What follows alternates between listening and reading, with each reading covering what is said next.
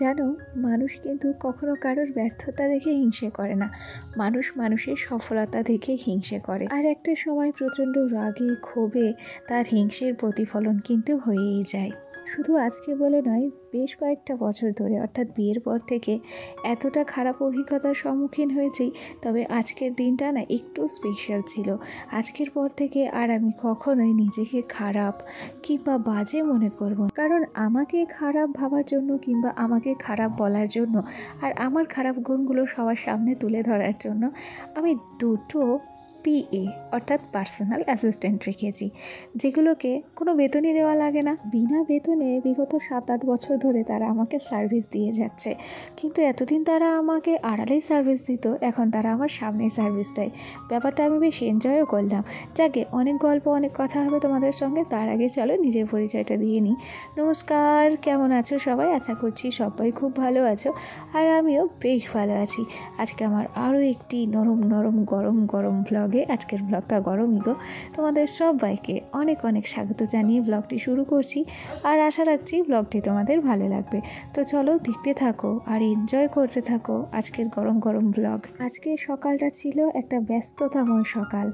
গতকালকে বর এসেছিল রাত্রে, আজকে সে চলে যাবে, কেন কি সকাল 9টার সময় তাকে গিয়ে ডিউটি করতে হবে। খুব তাড়াহুড়ো করে উঠে বাসি ঘর টর ঝাড় দিয়েছি, বাসি কাপড়টা ছেড়ে তাকে কোনো রকম চা করে দিয়েছি। চা খাওয়ার সময় তো বরের সাথে একটু রাগারাগি হয়েছে, কেন কি সে চেয়েছিল বাজারে গিয়ে চা খেতে। আমি বললাম যে টাইমটা তুমি বাজারে দাঁড়িয়ে থাকবে একটু বাড়িতে দাঁড়াও, আমি একটু চা করে নিই, চটপট চা খেয়ে তারপর বেরিয়ে যাও। আসলে বাড়ির পুরুষ মানুষ বাড়ি থেকে বাসি মুখে বেরোনো তো ভালো না, সেই জন্যই আর কি বেরোতে দিইনি। তো তাড়াহুড়ো করে ওকে 1 কাপ চা করে দিয়েছিলাম, তারপর চাটুকু খেয়ে ও বেরিয়ে গেছে। তারপর আমি কিন্তু আমার নিজের যে সমস্ত কাজকর্ম সেগুলোই সেরে নিচ্ছি। দুধটাকে আনা হয়েছে, সেটাকে আমি জালে বসিয়ে দিলাম, আর ওদিকটাতে হচ্ছে কড়াই গরম করতে বসিয়েছি। অনেক দিন আগের পেঁয়াজগুলি কাটা ছিল, ফ্রিজে নষ্ট হয়েছিল না। আজকে ভাবছি আলু দিয়ে পেঁয়াজগুলি দিয়ে ভাজা করব। এখানে একটু আলু কেটে নিয়েছি, সাথে একটু গাজর কেটে নিয়েছি, আর তার সাথে পালং শাক। আর আগের দিনের রুই মাছের মাথা রয়েছে, ভাবছি পালং শাকের মুড়ো দিয়ে, পালং শাকের মুড়ো দিয়ে না, পালং শাক দিয়ে আর মাছের মুড়ো দিয়ে হালকা পাতলা করে ঝোল করে নেব। গতকালকে মাছ খাওয়া হয়েছে, তার আগের দিন মাংস খাওয়া হয়েছে, আবার আগামীকাল আমাদের পিকনিক আছে। তাই আজকের দিনের খাবারটা একটু নর্মাল রাখার চেষ্টা করেছি। সোনার জন্য একটু দুধ কর্নফ্লেক্স গুলে নিয়েছি, সাথে দিয়েছি কলা। এখন টেবিলটা আমি রেডি করলাম। সোনা গিয়েছে আমার জায়ের বাড়ি, মানে আমার জ্যাঠা শ্বশুর বাড়ি। সেখানেও ছোট ছোট দুটো বাচ্চা আছে, তো ওদের সঙ্গে খেলা করছে। তাই সোনার খাবারটা এখন আমি নিয়ে এসে টেবিলে ঢাকা চাপা দিয়ে রাখবো। তারপর সোনাকে নিয়ে এসে কিন্তু খাবারটা ওকে খাইয়ে দেবো। সকালে ওকে খাবারটা খাইয়ে দিলে তাহলে আমি অনেকটা টেনশন ফ্রি হয়ে যাব। তারপর এক মনে কিন্তু রান্না করতে পারবো। বিয়ের আগে আমাদের কাছে মনে হয় শ্বশুর বাড়ি মধুর হাঁড়ি, তবে সেখানে আসার পর পরিস্থিতির শিকার হতে হতে, পরিস্থিতির সঙ্গে সম্মুখীন হতে হতে আসল সত্যিটা অন্তত আমাদের সামনে এসে হাজিরই হয়ে যায়, তাই না? এই জায়গাটাকে আমরা যতটা নিজের বলে মনে করতে চাই কিংবা যতটা আপন করে নিতে চাই, বাদবাকি মানুষগুলো আমাদেরকে মানতেই যেন চায় না, মানতেই যেন পারে না। তাই কোথাও না কোথাও গিয়ে দুজনের মধ্যে কিংবা পারিবারিক মানুষগুলির মধ্যে একটা দূরত্ব তৈরি হয়, সেখান থেকে হিংসাহিংসি শুরু হয়, আরও অনেক কিছু।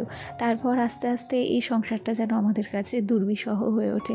মনে হয় কি সংসারটা ছেড়ে যদি চলে যেতে পারতাম তাহলে হয়তো সব সমস্যার সমাধান হয়ে যেত। একটা কথা বলি, সব মেয়ে মানুষদেরই বলছি, যারা যারা ব্লগ দেখছো, আমাদের স্বামীরা যতটুকুই ইনকাম করুক না কেন, সেই ইনকাম সামান্যই হোক না কেন, তার ইনকামের টাকায় তার স্ত্রীকে কোনো কিছু কিনে দেওয়ার অধিকার তো আছে, আর সে তো কিনে দিতেই পারে। এটাই তো স্বাভাবিক যে স্বামীতে ইনকাম করবে এবং তার টাকা দিয়ে সে তার স্ত্রীকে কিছুটা পরিমাণ গিফট অন্তত দেবে। আর তার উপরে রইল সোনা গয়না বানানোর কথা।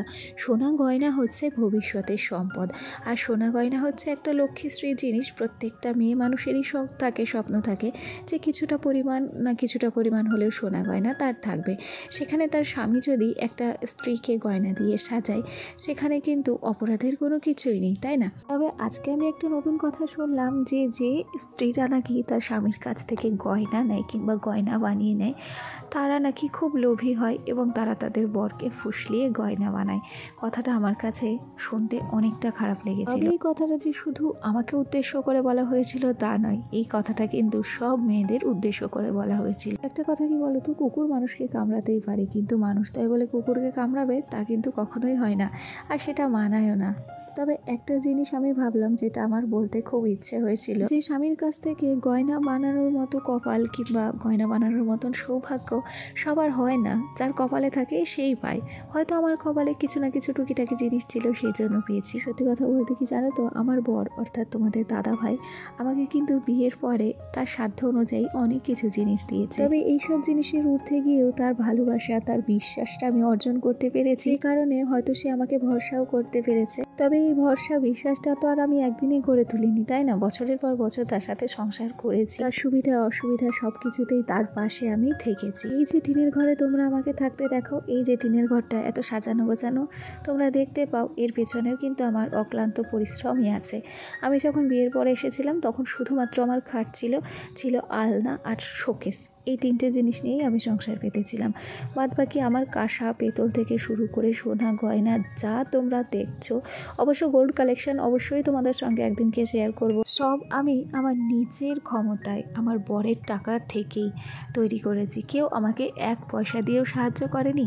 আর এই যে ঘরটা আমার এত সুন্দর করে সাজানো রয়েছে, ফ্রিজ কিনেছি কিংবা আলমারি থেকে শুরু করে আরও সমস্ত জিনিস, আমার খাটের বক্স ভরা জিনিস, তোমরা না দেখলে বিশ্বাস করবে না, সমস্তটাই আমার বরের টাকা দিয়ে করেছি। এই যে বা যিনি আমাকে লোভী আখ্যা দিয়েছেন, লোভী আখ্যায় সম্মানিত করেছেন, আমার এত অসময় গেছে, তাকেও কিন্তু এক পয়সা দিয়ে আমাকে হেল্প করতে দেখিনি।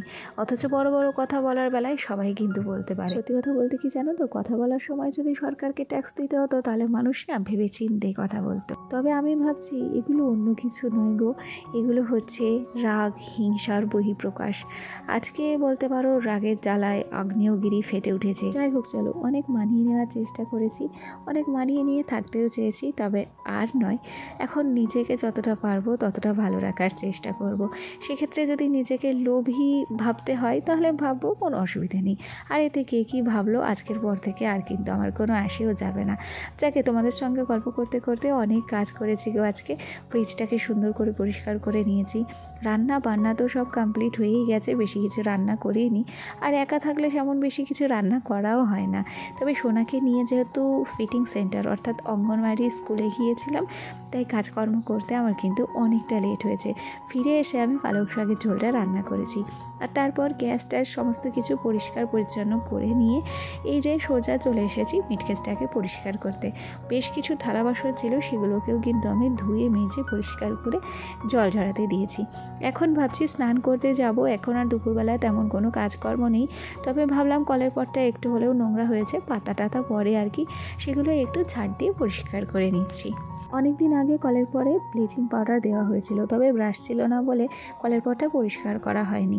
এর পরের দিন যখন ব্রাশ আসবে তখন ভাবছি আরও একটা দিন কলের পরে ব্লিচিং পাউডার ছিটিয়ে কলটাকে পরিষ্কার করে নেব। কলে এই যে শ্যাওলাগুলো রয়েছে, এগুলোকে যদি রাত্রিবেলা ব্লিচিং পাউডার দেওয়া যায়, সকালবেলা উঠে হালকা ঘষা দিলেই কলের পরটা পুরো পরিষ্কার হয়ে যায় জানো। যাই হোক, এই পর্যায়ে তোমাদের সঙ্গে গল্প করতে করতে একটা কথা না বললেই নয়। আমার যে সমস্ত বন্ধুরা প্রথম থেকেই আমার সাথে আছো, পাশে আছে, তোমাদেরকে অসংখ্য ধন্যবাদ জানাচ্ছি। আর আমার যে সমস্ত নতুন বন্ধুরা আজকে আমার ভিডিওটি প্রথম দেখছো, যদি কোনো কারণে আমার এই ছোট্ট ভিডিওটি তোমাদের ভালো লেগে থাকে তাহলে অবশ্যই ঘুরে একটা লাইক করো, কমেন্ট করো। আর তোমরা চাইলে আমার এই ছোট্ট পরিবারের একজন মিষ্টি সদস্য হয়ে আমার পাশে থেকে যেও। দুপুরের খাওয়া দাওয়ার পর টেবিলটা সুন্দর করে মুছে নিলাম। এরপরেই টেবিলটাকে আমি ঘরেও তুলে নিয়েছি। যে সমস্ত নাইটি, সোনার জামা, গামছা এগুলো ভাঁজ করার ছিল, সেগুলো ভাঁজ করে জায়গার জিনিস জায়গায় রেখে দেবো। শীতে জামা কাপড়ের পরিমাণ অনেক বেশি হয়, তবে সেগুলোকে যদি একটু বুদ্ধি করে ভাঁজ ভুজ করে রাখা যায় তাহলে দেখতে ভালোও লাগে। দুপুরবেলা একটু চোখ লেগে এসেছিল, আজকে আর সোনাকে ঘুম পাড়াতে পারিনি। তারপর এসেছিল আমার মাসি শাশুড়ি। প্রথমে ভেবেছিল যে আমরা ঘুমিয়ে গেছি, তাই সে ফিরে গেছিল। আর এখন এই যে মাসি শাশুড়ি এসেছে বলে একটু চা বসিয়ে দিয়েছি, ভাবছি একসাথে 2 কাপ চাই করে নেব, সন্ধ্যের চাটা এখনই খেয়ে নেব।